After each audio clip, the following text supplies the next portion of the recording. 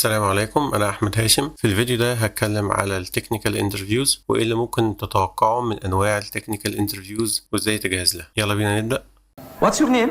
Yes, but sometimes no. لازم تبقى عارف الشركة اللي انت بتقدم فيها دي إذا كنت تقدر تعمل عليها ريسيرش بحيث توصل لمستوى الانترفيوز ورأي الناس الريفيوز على الانترفيو بروسس. عموما ساعات بيبقى في ناس كتير بتسأل على الكوميونتي، سواء مثلا لو في فيسبوك جروب في المدينة اللي انت فيها تشوف ناس سألت السؤال ده قبل كده، او ان انت تسأل بشكل مباشر لو في حد يشتغل في الشركة دي ممكن يساعدني اعرف الانترفيو بروسس دي عاملة ازاي. وممكن انت تكون متخيل ان مفيش حد تعرفه في الشركة دي او ممكن توصله، بس فعليا ممكن تلاقي في بوست قديم على جلاس دور، على لينكد ان، على ليد كود، في برضه جزء انونيمس، في تيم بلايند، وفي دلوقتي كذا كوميونتي ممكن تبدا تدور عليه، غير مثلا في واتساب جروب او في فيسبوك جروب او من اللينكد ان نتورك بتاعتك تحاول توصل لحد يعرف حد في الشركه دي. فساعتها ممكن توصل لحد تقدر تساله بشكل مباشر الانترفيو بروسس عامله ايه وابدا اتوقع منها ايه قبل ما تبدا الانترفيو بروسس. بعد كده في الجزء بتاع السكريننج انترفيو. السكريننج انترفيو ممكن يكون ده بديل ان انت تعمل البحث بتاعك. فعليا الاتش ار لما بيكلمك ويعمل معاك سكريننج بيبقى عايز يعرف انت ايه الاهتمامات بتاعتك وايه الاكسبيرينس بتاعتك وانت متوقع ايه من الوظيفه دي، بحيث ان هو بيحاول يعمل ماتشنج قبل ما يبدا البروسيس، يوفر عليك وقت وفلوس، ويوفر على الشركه برضو والتيمز اللي هتعمل معاك انترفيو وقت فلوس، بحيث ان انتوا تبقوا متاكدين ان انتوا عايزين تكملوا البروسيس. انت متوقع ان الجوب دي هتفيدك، ونفس الكلام هم شايفين ان انت عندك الخبره الكافيه او المهمه الريليفنت اللي هم عايزين يبقى حد عنده الاكسبيرينس دي. فممكن نعتبر ان السكريننج انترفيو برضو بيجهز شويه للانترفيو بروسيس، بحيث ان الاتش ار ايديال يعني هو بيبقى بيحاول يوضح لك كل اللي انت ممكن تحتاج تعمله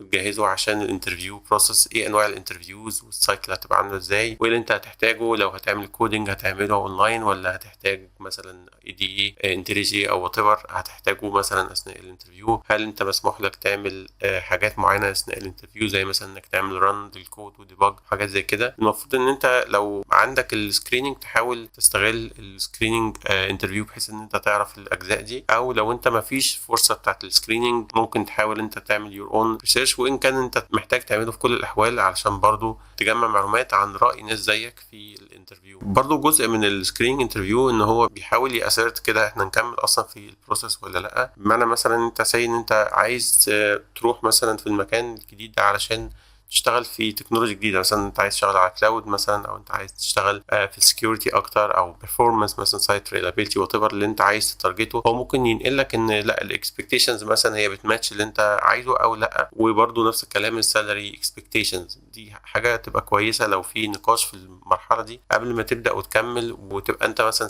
مستني اكتر من شركه، تعمل انترفيو في اكتر من شركه. وعاده ده اللي بيحصل لما حد بيكون بيعمل انترفيو، عاده بيعمل في اكتر من شركه، فيبقى عندك فكره عن الشركه اللي انت بتعمل فيها انترفيو، يبقى مكون كده زي فكره واضحه عن ايه اللي انا متوقعه من الشركه دي، سواء من سالري او من تكنولوجي او التيم رول وهكذا، بحيث ان انت تبدا تشوف اذا كنت هكمل فيها او ان انا احطها بريورتي رقم 1 او 2 او 3 وهكذا.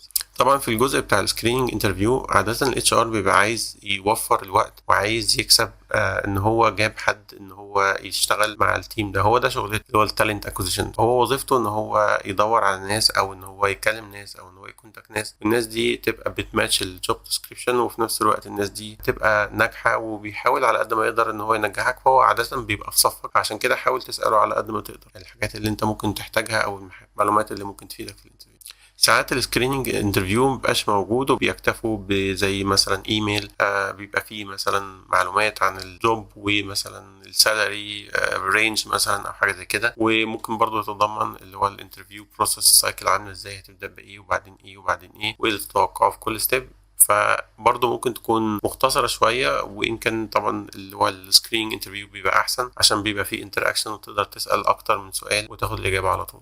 طبعا في شركات بتبدا تعمل زي كود سكريننج، تعمل بروفايل اسسمنت كده قبل اصلا ما يعمل معاك انترفيو. بيبعت لك تاسك او بيبعت لك لينك تقدر تحل عليها مسائل زي مثلا كوديليتي وحاجات زي كده. يقول لك ان انت مجرد ما تعمل ستارت للكود اسسمنت يبقى انت محتاج تقعد ساعه او ساعه ونص او ساعتين، ساعات 3 ساعات، ان انت متواصل ان انت تقعد تحل المسائل دي، بحيث ان انت ما يبقاش عندك وقت ان انت تسال حد او حد يساعدك وحاجات زي كده. الكود اسسمنت ده في شركات لسه بتعملها وفي شركات بطلت تعملها في زمان شركات بتعملها على ورق زمان بقى لما الانترفيوز ما كانتش اونلاين، فكان الشركات بتحاول تشوف كده يعني الشخص اللي انا اعمل انترفيو ده يستاهل ان انا اكمل معاه اصلا، ولا انا حاسس ان ممكن يكون لا الكود مثلا سكيلز بتاعته اقل من اللي انا متوقعه. يبقى واقف الانترفيو بروسس في الاول ووفر بقى مجهود والوقت اللي انا هعمله. انا هحرك ميتينجز وهعمل واحاول الوكيت وقت ريسورسز مهمه عندي كان زمان مشترك في مشاريع بدل ما اعملهم انترفيو، فيبقى انا وفرت ان انا بعمل انترفيو للشخص الصح. عاده حتى الكود اسسمنت ده مش لازم يكون ان انت متوقع ان انت هتحل كل المسائل، بس ممكن في شركات بتدي مثلا 3 مسائل وهم مكتفين ان انت لو حليت واحده انا هكمل معاك في الانترفيو، وان كان برضو بياخد بعين الاعتبار مثلا النتيجه بتاعتك في الكود اسسمنت دي. لو انت مثلا واحد حل كل المسائل غير واحد حل مسألتين غير واحد حل مسألة. وعادة اللي هي الكود اسسمنت بلاتفورمز دي مثلا زي كوديلتي وغيرها بتحاول تعمل زي فاليديشن كده لو في حد عمل كوبي بيست الكود، لو هو عمل سيرش على جوجل ولا حاجه ولقى المسألة دي وعرف ان هو بشكل ما يجيب الحل ده لو لقاه يعني، فبتحاول تدور في الهيستوري بتاع الناس اللي عمل سبمشن قبل كده وتحاول تماتش اذا كان الكود ده بيماتش حد قبل كده، فبيطلع اليرت للناس اللي هي عامله الكود اسسمنت ان انت خد بالك الشخص ده حل المساله بس هو واخد مثلا الحل ده كان موجود سبميتد قبل كده بنفس الشكل وهكذا. فبرضه بتحاول تعمل فاليديشن وتوفر عليك بالاوتوميشن ان انت تشوف اذا كنت هتكمل مع الشخص ده ولا لا. في برضه نوع تاني من الكود اسسمنت ان في شركه تبعت لك زي بروجكت مثلا وتقول لك انت عندك الويك اند او عندك اسبوع تقدر تحل المساله دي او تحل المشكله دي وتكتب لنا كود كده، فهم بيتوقعوا ان انت هيبقى فيه زي انترفيو بعدين هيسالك ويناقشك في الكود اللي انت كتبته. يعني ممكن تعمل ابلكيشن موبايل ابلكيشن وات ايفر، حتى لو هي حاجه بسيطه المتوقع ان انت ما تاخدش وقت فيها كتير، يعني ممكن 4 ساعات 6 ساعات حتى لو موضوع طول وين ما كانتش ظريفه، بس الشركات بتحاول على قد ما هم متوقعين ان ده هيفيدهم اكتر في الاسسمنت دي ان هم يعملوا الحاجه اللي تناسبهم. ففي ناس بتعمل البروجكت اللي انت المفروض تعمله سبميت، وفي شركات مثلا بتعمل حاجه ما بين الاثنين اللي هو يديك مثلا زي لينك مجرد ما تفتحه ليك 3 ساعات ان انت تحل المساله دي او المشكله دي وتكتب كود، تاخد مثلا زي اي بي اي كي تستخدمه ان انت تسبميت مثلا الحل بتاعك. ان انت زي مثلا انت بتاخد داتا في عندك اي بي اي بتكلمها بتاخد داتا وبعد كده بترانسفورم الداتا دي وتبعتها لاي بي اي تاني، فتستخدم اي بي اي كي ده في الحالتين، وبالتالي هو هيعرف من الاي بي اي كي اللي هو عامله ماب للبروفايل بتاعك اذا كنت عملت ترانسفورميشن للداتا صح، وبالتالي يقدر يقول ان انت حليت مساله صح ولا لا. وساعات بيديك كمان وقت بعد ما انت ان انت جالك مثلا اللي هو ايه سكسسفول ريسبونس ان انت بقى ايه تاخد وقت شويه مثلا في الويك اند او بتكمل بقيه الاسبوع، مش لازم تصمت الكود اللي انت استخدمته ده، انت ممكن تاخد وقت ان انت تعمله كلين اب تعمله فورماتنج وتعمله ريفاكتورنج بحيث ان هو يبقى شكله حلو، ممكن كمان تعمله تيستنج او يونت تيستنج انتجريشن تيستنج على حسب ما انت تقدر. فده برضو شكل من اشكال الكود اسسمنت. الكودينج انترفيو ساعات بيبقى الشركه بتقول لك ان انت ممكن تبقى جاهز الاي دي اي بتاعك وتقدر تعمل ران وديباج للكود. في شركات بتقول لك لا انت مثلا تستخدمه بس ما تعملش ديباج ممكن تران بس. في شركات تقول لك انا ما ينفعش تستخدم external libraries مثلا. في شركات بتعتمد على انك هتستخدم اونلاين اديتور مش محتاج تعمل شير سكرين، بيبقى متوقع منك ان انت تستخدمه بشكل عادي. وفي حاجات بتبقى فيها مثلا ران كود هو بيسمح لك ان انت تران كود اونلاين، في حاجات بتعمل اوتو كومبليت، في حاجات ما بتعملش، في حاجات بتعمل سينتاكس هايلايتنج بس. على حسب برضو الانفايرمنت اللي انت هتعمل فيه انترفيو حاول تبقى عارف ايه الكود اديتور اللي انت هتستخدمه وتجهز لنفسك وتعمل برضو تريننج عليه اذا كان فيه برضو شورت كاتس حتى لو اونلاين ممكن تساعدك اثناء الانترفيو 45 دقيقه مثلا اللي انت محتاج تكود فيهم. في كذا نوع للكودينج انترفيو. في مثلا اول نوع اللي هو مساله سهله. مساله سهله اقصد مثلا لو ليد كود لو بصيت على الكاتيجورايزيشن لو اعتبرنا ان في ايزي، في طبعا تفاوت اكيد في الصعوبه، بس يعني في الكاتيجوري بتاع الايزي اللي هو مفيش ايدج كيسز كتير ومتوقع منك انك تحل المساله بمينيمم هنتس مثلا. هو مش محتاج يديك هنتس كتير، يعني مثلا ممكن هنت واحد او اتنين، بيبقى محتاج برضو يشوف انت بتفكر ازاي وعملت ايدنتيفيكيشن مثلا للايدج كيسز والمين كيسز، وحبيت مثلا ان انت تحط مثلا اكزامبل للايدج كيسز بانبوت مثلا يماتش الكيسز دي بحيث ان انت تشوف بتفكر ازاي وبتشوف ان انت بتكود ازاي. وهو ده الهدف من الانترفيو. هو مش عايز يتست بقى انت شاطر جدا في الداتا ستراكشر والالجوريزمز ولا لا، هو عايز يعرف ان انت عندك اللي هو المين knowledge about data structure والalgorithms. مش لازم تكون تعرفهم كلهم بس يعني لو انت عندك مساله تقدر تستغل داتا ستراكشر مظبوط ان انت تحل مساله. في نوع تاني بيركز على اللي هو ميديوم تو هارد بروبلمز، زي من على ليد كود مثلا، زي مسائل الجرافس وحاجات زي كده، اللي هو بيبقى عايز ان انت تديله حل كامل، مساله لحد ما صعبه وممكن تحتاج انك كود كتير، مش بس ان هو المساله نفسها في حد ذاتها صعبه ولا الحل بتاعها كود قليل، لا طبعا كل ما الكود يكتر يبقى في احتماليه اكتر ان انت تغلط. هو بيأسرت ده ان انت تقدر تكتب اونلاين في انترفيو كود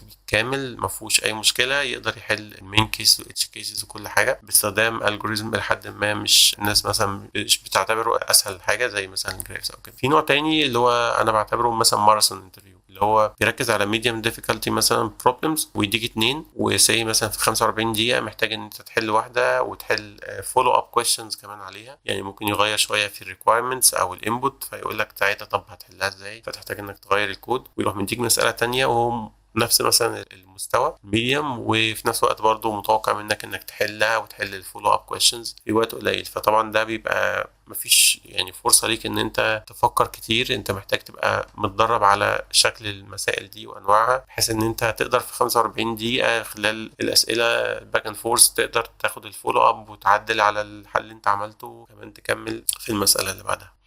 في بقى برضو كودينج انترفيو اللي هو مش بيركز على الداتا ستراكشر قوي واللي هو الالجوريزمز، هو فكرته ان هو بيديك بروبلم وبيتوقع منك انك تكتب كود يحلها. ممكن يكون مثلا في عايز يشوف مثلا انت كتبت مثلا ديزاين للكلاسز دي مثلا هي اوبجكت اورينتد ولا لا، عملت حساب اللي هو الريوزابيلتي المينتابيلتي بتاعت الكود، ان هي ممكن تكستند الجزء ده لفانكشناليتي بعدين. فبيحاول يركز على اللي هي الكيسز بتاعت الانبوت والاوتبوت، بحيث ان انت تكتب كود كافي ان هو يحل المشكله، مش لازم بقى يكون هو الكود نفسه بيتضمن انك تستخدم داتا ستراكشر معينه عشان تحسن performance. عاده الانترفيو ده ما بيركزش اصلا على البرفورمانس، بيركز على البيزنس ريكوايرمنتس وازاي انت تقدر تحدد البيزنس ريكوايرمنتس المطلوبه، واذا كان في حاجه مش واضحه تقدر تسال علشان تعرف حدود الانبوت مثلا وايه المتوقع في الكيسز اللي هو ما اتكلمش عليها في الريكوايرمنتس. في ساعات بيبقى في فاريانس من اللي هو الانترفيو ده ان هو بيركز مثلا على الكونكرنسي، اللي هو انا مثلا الكلاس اللي انا كاتبها دي انا متوقع ان هي تبقى موجوده في مالتي ثريدد انفايرمنت، وبالتالي انا متوقع ان الكلاس دي ممكن اكتر من ثريد يكلمها، فانا محتاج اعمل الكلاس دي تبقى ثريد سيف. فازاي احل ده اذا كان حتى بشكل بسيط، مش لازم يكون شكل معقد. عاده المسائل دي ما بتبقاش التارجت بتاعها ان هو يفاليديت كل حاجه في الانترفيو، قد ما هو عايز يشوف طريقه التفكير بتاعك ازاي لما اطلب منك انك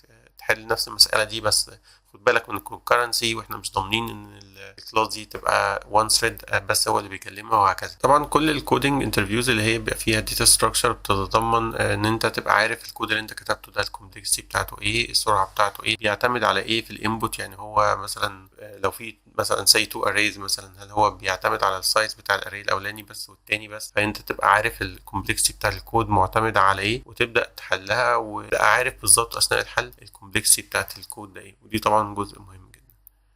بعد كده يجي البيهافيرال انترفيو. الناس بدات تكتشف ان السكيلز بتاعت التكنيكال سكيلز لوحدها مش كافيه، والاكسبيرينس لوحدها مش كافيه. الشركات بتدور على حد ليدر شويه في التيم اللي هو هيبقى فيه، اللي هو عنده حته ان هو يبقى برواكتيف، ان هو مش هستنى ان حد يطلب مني شغل، انا بحاول احل المشاكل اللي انا شايفها حتى لو ما طلبش مني بشكل مباشر. احل المشاكل دي، اشوف طرق احسن ان احنا نعمل انتجريشن مع تيمز، او اشوف اللي هي ايه المشاكل وابدا اقترح كمان حلول ليها. البيهيفير انترفيو هو ممكن مثلا نتكلم على اللي هو ستار موديل، ان انت بتحكي على مواقف انت عملتها بتخدم الشركه وانت ازاي خدت اكشنز تحل المشكله دي، اللي هو الستار موديل اللي هو الاس فور سيتويشن، ده الموقف اللي حصل كان فيه كذا، وبعدين التي اللي هو انا خدت تاسك تعمل كذا، والاكشنز بتاعتي ان انا زي مثلا انا ما خدتش بس اكشن تحل التاسك، لا انا كمان شفت طريقه ان احنا نتجنب ان احنا نحتاج نحل التاسك دي بعدين، او ان احنا عملناها بشكل حسن البرفورمانس او حسن السكيورتي، او ان هي حاجه تخدم اكتر من تيم في نفس الوقت، وبالتالي تبدا تقول له اللي هو الريزلت ان هي دي كانت النتيجه بتاعت الاكشن اللي انا عملتها. فطبعا في جزء من الناس ممكن تفكر ان هي تكذب شويه في سيتويشنز، يعني ممكن يقول لك الانترفيو احكي لي عن موقف زي مثلا انت حاجه اوفر اتشيفد مثلا، اللي هو الاكسبكتيشنز اللي المتوقعه منك، فتقول والله ده كان في بروجكت كذا وكان مطلوب مني اعمل مثلا اي بي اي بتعمل كذا، وبعدين اكتشفت ان الاي بي اي دي هتستخدم مش بس في الويب اب، كمان في الموبايل اب، وبعدين قعدت مع التيمز دول وهكذا. فممكن تحكي قصه هي فعليا ما حصلتش، بس هو هدف الانترفيو ان هو يحاول فعلا يأسر القصه بتاعتك ويحاول يفهم دورك ده كان ايه. الصراحه الموضوع ده يعني صعب جدا ان انت تتقنه، الموضوع مش هيبقى مقنع خالص. فالاحسن ان الواحد فعلا يشتغل على نفسه ويحاول اذا كان في فرصه ان هو يجهز نفسه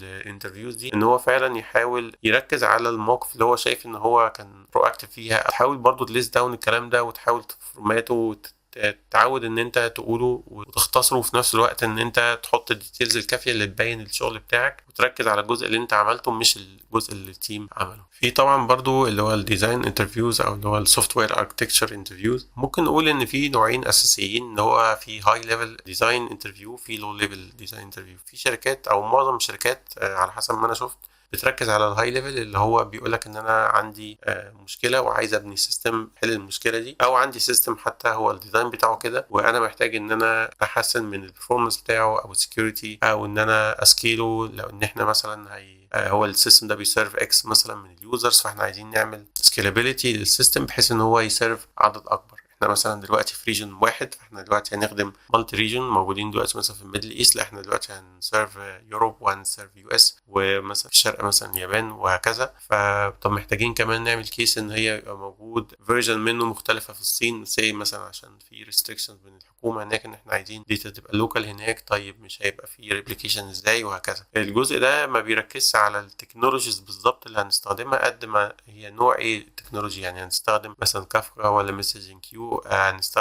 هنستخدم مثلا ريليشنال داتابيز ولا نون ريليشنال داتابيز، هنعمل كاشنج ولا مش هنعمل كاشنج، هنعمل بارتيشنينج ولا هنعمل بارتيشنينج ازاي او شاردنج ازاي للداتا. طيب نحل المشكله بتاعت ان لو في يوزر موجود مثلا في ريجن بيريكوست داتا مش موجوده عندنا لوكالي، طبعا هل هنعمل ريبليكيشن للجزء من الداتا دي هناك ولا هنحطها في كاش. كل الكلام ده انت ممكن تبدأ تفكر فيه. عادة بيبدأوا بمشاكل عادة يعني بتبقى معروفة، لو انت حتى خدت كورس ديزايننج انترفيو او حبيت ان انت تدور حتى على يوتيوب على انواع المسائل المشهورة، زي مثلا اللي هو اليو ار ال شورتنر، او تديزاين مثلا فيسبوك او فيسبوك ماسنجر او واتساب او يوتيوب او نتفليكس. كل المسائل دي هتلاقيها غالبا موجود ليها شرح كتير. هو طبعا بيحاول يركز على كام ريكوايرمنت كده معينه، هو واخد مثلا تريننج عليها او مجهز نفسه عليها، فهو عنده 4 مثلا فانكشناليتيز اساسيين. ممكن مثلا يحط 2 مثلا زي فولو اب كده، اللي هو لو في مثلا وقت ان انت ممكن خلاص طب امبلمنت كمان ريكوايرمنت دي. طبعا مش متوقع منك انك تديزاين فيسبوك ابلكيشن كلها فروم اي تو زد 45 دقيقه. هو اكيد هو بيركز على ريكوايرمنتس معينه، وممكن يبقى هو جزء من الانترفيو ان هو بيديك ريكوايرمنتس مش واضحه، بيحاول يشوف انت هتفكر ازاي وتساله اسئله ازاي بحيث ان انت تعرف بالظبط ايه الريكويرمنتس الريليفنت في الانترفيو ده، وتحاول تركز عليها وتحاول تحلها. وما تحاولش تحل ريكويرمنتس مش موجوده حاليا في الانترفيو، لانه مستحيل تحل كل المسائل، مستحيل تحل كل المشاكل بتاعت مثلا حاجه زي فيسبوك في نفس الانترفيو. فبيحاول ان هو يشوف انت بتفكر ازاي واستخدمت تكنولوجي ليه عندي، ويحط لك نون فانكشن ريكويرمنتس بحيث ان انت تبدا تديزاين بناء عليها، وممكن يغير فيها ويعلي السكيل اثناء ما انت بتديزاين، ويقول لك طب لو احنا دلوقتي كنا لوكال، طب بعد كده بقينا جلوبال، طب هنغير جزء ايه. يعني ممكن يقول لك ان احنا ما نفكرش دلوقتي غير ان احنا الابلكيشن دي هتبقى ديبلويد مثلا في شركه واحده او في ريجن واحد، فانت مش محتاج تفكر في اكتر من كده. هو برضه محتاج يشوف انت بتفكر ازاي. لو انا ديزاين حاجه زي كده انا مش محتاج ان انا اعلي الكوست لمجرد ان انا اسبورت مثلا سيناريو هو مش مطلوب. وهو لازم يبقى فاهم برضو انت بتفكر ازاي، انت بتستخدم التولز اللي هي كافية في الكيس دي، ومش محتاج ان انت حافظ مثلا تمبلت كده احنا هنحط هنا سي دي ان وهنحط مش عارف ايه. طب هو اصلا ريجن واحد، انت محتاج الكلام ده ليه؟ فممكن يبدا كده ويبدا يكستند معاك علشان يفهم انت فعلا فاهم ايه الفرق ما بين السكيل الصغير والسكيل الكبير، لان مش على طول هيبقى محتاجين نعمل حاجه بالسكيل بتاع جوجل او فيسبوك. في نوع تاني من الديزاين انترفيو اللي هو اللو ليفل، اللي هو بيبقى متوقع منك تدي استيميت كمان على الماشينز مثلا ان انا هستخدمها في البروسيسنج. يعني لو انا هعمل اي بي اي او سيرفيس بتعمل بروسيسنج لانبوت اوتبوت وات ايفر، هو محتاج كمان منك ان انت تقول له مثلا الماشينز دي عددها كام، السي بي يوز قوتها قد ايه، كام كور، وعندك مثلا الميموري متوقع منها تبقى قد ايه كل مثلا ماشين او كل كونتينر وات ايفر. برضه متوقع منك الباندويث هيبقى عامل ازاي، فهو متوقع منك انك تديله طبعا على قد ما تقدر يعني بيزد على البروميس. هو يقول لك متوقعين مثلا في النورمال كيس هيبقى عندنا كام اكس يوزر كونكرنت، كلاينت وفي كام يوزر في الداتابيز، فعايزك تقول له الداتابيز ستورج تقريبا هتبقى عامله ازاي، وبينزل شويه على الليفل على الارقام، وساعتها بيبقى منتظر منك تبقى تدي ارقام ريليفنت، وكمان تختار مثلا الداتا ستورج كانت مثلا 3 او ديسك او مثلا اس اس دي ديسك على حسب الريكويرمنتس اللي هو بيقولها لك. يحاول يشوف انت عارف الفرق ما بينهم على اللو ليفل ولا لا. بس تقريبا دي كانت انواع الانترفيوز. في نوع تاني برضو من انترفيو اللي هو الانترفيو العشوائي اللي هو unstructured interview، انا بسميه كده. الانستراكشر انترفيو ده اللي هو بيبقى عنده بريسيت من الاسئله، والاسئله دي ممكن تكون ليها علاقه بالديتا ستراكشرز او التكنولوجيز او حتى السيستم ديزاين، يكون مقسمينها مثلا 3 كاتيجوريز اللي هو ايزي ميديوم هارد. بيحاول بناء على الرول اللي هو بيعمله انترفيو بيختار كده بشكل عشوائي شويه، بيبقى مثلا زي عنده دوكيمنت كده بيختار لك كام واحده كده ايزي والحلول قدامه، وشايف لو سال سؤال ولا اجابه مش مقنعه فبيحاول يسال فولو اب كويشن على نفس الموضوع. يعني مثلا لو سال على تكنولوجي معينه ولقى الاجابه غلط فبيحاول يسال اللي قدامه طب التكنولوجي دي مثلا فولو اب كويشن يبين هل فعلا هو اتلخبط، اللي هو مانج ان مانج مثلا حاجه كده اللي هي بوليان، هو اتلخبط ولا هو فعلا مش عارف. في برضو اوبن اندد اللي هو انا بسال مثلا سؤال والاجابه بتاعته بتديني السؤال اللي بعده. انا مثلا بسال الشخص اللي قدامي انت اشتغلت في تكنولوجيز مثلا او ار ام، هل انت بتحب الاو ار ام فريم وركس مثلا هايبرنيت وهكذا ولا لا؟ فممكن يقول بحب استخدمها. طب ليه بتحب تستخدمها؟ يعني ايه الكيسز اللي انت شايفها فادتك فيها؟ ولو حد قال لا انا ما بحبش استخدمها، طب ليه مش بتحب تستخدمها؟ كل ما بيبقى في سؤال بيبقى الاجابه نفسه بتدي الشكل بتاع الانترفيو هيكمل ازاي، يعني بناء على السي في طبعا بتاعته، بناء على الاكسبيرينس اللي هو بيقول ان انا اشتغلت فيها. الانستراكشر انترفيو صراحه انا عن نفسي ما بحبوش، لان هو مشكلته ان انت تاخدش كونسيستنت اكسبيرينس، يعني على طول بيبقى الانترفيو عاده يعني صعب ان انت تاخد نفس الاكسبيرينس لكل الناس. بس هو الانستراكشر ده مشكلته ان هو بيبقى عنده بول كبيره من المسائل او الاسئله ويبدا يسال فيها، وبناء على اجابه السؤال بيبدا يكمل السؤال اللي بعده، وده بيخلي الاكسبيرينس مش كونسيستنت. يعني انا دخلت الانترفيو ده ممكن ادخله كمان شويه مع ناس تانية او حتى مع نفس الناس تلاقي اللي حصل مختلف، فبالتالي هتبقى صعب الكرايتيريا اللي انا اقدر اقيم بيها الناس. طبعا انا رايي الشخصي ان اهم حاجه ممكن الواحد يلاقيها في شركه بتعمل انترفيو بروسيس ان يكون الانترفيو بروسيس دي كونسيستنت. يعني احنا مثلا لو انا دخلت انترفيو النهارده كمان سنه دخلت بالاكسبيرينس تقريبا واحده، هو بيقول لي بالظبط ايه اللي انا متوقعه، مش مستني ان انا اساله. بيقول لي كمان لو في ريسورسز مثلا هبدا اقراها او اتعلم حاجه اقراها، او ان نركز على حاجه اتعلمتها قبل كده واحاول اريفيو الجزء ده علشان احتمال يسالني فيه. لان هي في الاخر هي مش حرب، هو في الاخر هو عايزك تبين ان انت عندك السكيل دي او عندك الاكسبيرينس دي وتقدر تحل المشاكل دي. هو مش هيقدر يحطك سنه يحطك تحت الاختبار علشان يقول بعد كده انت عينك ولا لا. هو عنده وقت معين ومش هيقدر يستنى اكتر من كده، لان محتاج ريسورس يشتغل معاه في مشاريع. في نفس الوقت عنده ريسورسز مش هينفع يخليهم يعملوا 20 انترفيو، هو عنده وقت محدد، فبيحاول يحط كرايتيريا واضحه وبيحاول يعمل لها طبعا ابديت كل فتره. ان هو مثلا لو في مسائل خلاص اتعرفت او كده بقت الناس حافظه ان احنا بنعمل نفس المسائل دي، ممكن يحاول يغير شويه في الانترفيو بروبلمز، مثلا يبقى في حاجات كده خلاص ديبريكيتد ما تسالش الاسئله دي، في اسئله جديده. بيحاول على قد ما يقدر برضو يشوف الفيدباك بتاعه الانترفيوز اللي هم بيعملوا انترفيوز دول شايفين مثلا 45 دقيقه كفايه، طب ساعه، طب نضم، طب نخلي ده اول لو هو عدى من الاولاني يعدي من التاني. كل الانترفيو بروسيس دي كل ما هي تكون واضحه وثابته، كرايتيريا واضحه، كل الناس اللي هي من خلفيات مختلفه من جنسيات مختلفه من باك جراوندز مختلفه ما تبقاش متاثره بان هو مثلا يبقى بايظ شويه بسبب مثلا في حد بيعرف يتكلم كويس، او في واحد مثلا جاي من نفس المدرسه اللي هو كان فيها، او من الكليه، او من نفس المدينه، او من نفس الريجن حتى. ساعات ممكن الناس تتأثر بكده. فطول ما في كرايتيريا واضحة بالظبط ازاي اقيم الناس على الانترفيو دي هتكون طبعا حاجة احسن للشركات. وعادة الشركات بتتباهى بالانترفيو بروسيس بتاعتهم، ان احنا زي مثلا عندنا بنرد على الناس مثلا في وقت قصير، مش بنحاول ان احنا نطول الانترفيو. وطبعا ده بينعكس برضو على شكل الشركة او الريفيو بتاعها في السوق، بحيث ان الناس حتى لو عملت انترفيو ما نجحتش فيها ما تبقاش متضايقة، مسائل ما كانتش واضحة، او على الاقل حتى البروسيس نفسها ما كنتش واضحة. انا داخل انترفيو انا مش عارف هتعامل ازاي. واتمنى الموضوع يكون واضح وبسيط، وبالتوفيق ان شاء الله لاي حد داخل في انترفيوز. لو في حد عنده اي سؤال ممكن يكتب لي في الكومنتس او يبعت لي، وان شاء الله هرد عليه. شكرا.